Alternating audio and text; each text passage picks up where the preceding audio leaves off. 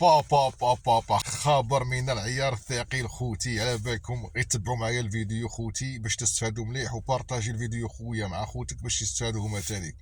خوتي كاع لي زيترونجي اللي عايشين هنا في فرنسا او اللي راهم حابين يجي يعيشوا هنا في فرنسا، على بالكم اللي داروا قانون الهجره الجديد هذا التالي اللي داروا في 2025 وصعبوا فيه بزاف صوالح علينا حنا لي زيميغري.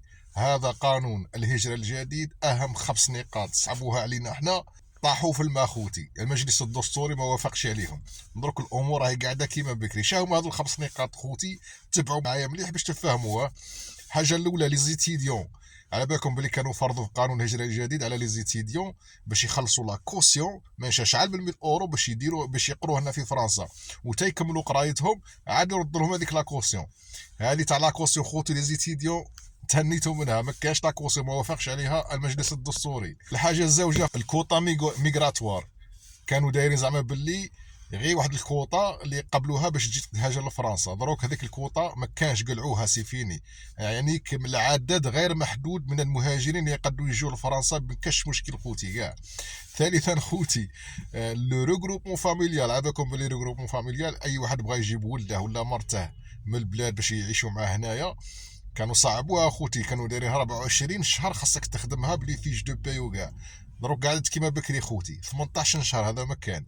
لي زالوكاسيون فاميليال خوتي ما وافقوش عليهم، باسكو اي واحد يجي جديد هنا لفرنسا فرضوا عليه 5 سنين يخدمها هنا في فرنسا عاد باش يقول لي يعطوه لي زالوكاسيون فاميليال.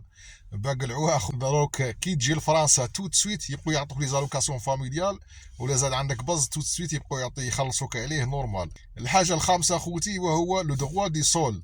دروك في القانون الهجره الجديد اللي داروه هذا قال لك باللي الا زاد عندك ولد خاصه حتى يقفل 16 عام عاد باش هو يخير اسكو يدي لا ناسيوناليتي فرونسيز ولا ما يديهاش. يعني خاصه حتى يدير لا دوموند على لا ناسيوناليتي فرونسيز عاد باش يعطوها له. دروك خوتي نو، لو دوغوا دو سول قعد كيما كان بكري، يعني اي باز يزيد هنا في فرنسا الي فرونسي اوتوماتيكمون، يعني قعدت كيما بكري. وهذوما هما اهم 5 نقاط اللي كانوا واعروهم على لي زيميغري.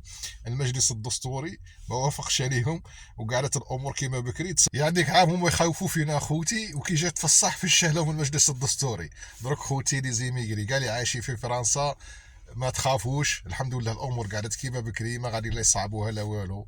كانوا يخوفوا فينا، فرنسا اصلا محتاجه لي زيميغري ما تبقاش تعيش بلا بيهم، راكم فاهمين خوتي. وانا في البدايه من البدايه كنت عارفها، بصح من ذاك فات القانون في البرلمان ونيتي اوبليجي باش نهضروا عليه. من الحمد لله كاينه حاجه انا في فرنسا اسمها المجلس الدستوري، هو اللي يوافق ولا ما يوافقش على الصوالح. وخوتي كاش اخبار جديد ان شاء الله راني نعلمكم به اولا باول. وتهلاو في روحكم خوتي، والسلام عليكم.